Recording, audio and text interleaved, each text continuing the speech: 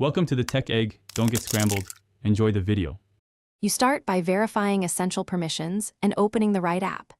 Enable camera access for your authenticator or browser, because without it you can't scan. Once done, launch the app and switch to its QR scan or camera QR mode. This is faster than jumping through menus.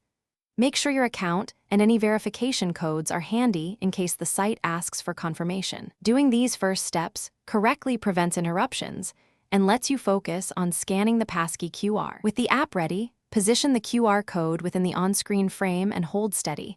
Move the phone 6 to 12 inches away to let autofocus work.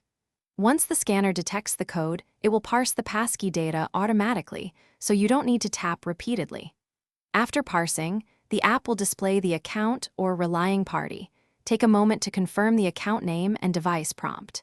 If everything matches, approve the creation of the Passkey so the system can securely register it for that account.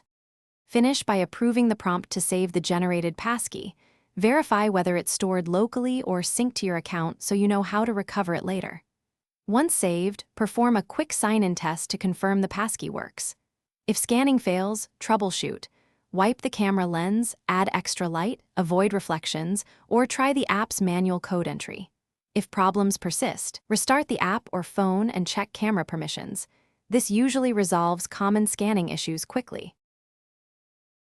Thanks for watching. Consider subscribing if I helped unscramble your problems.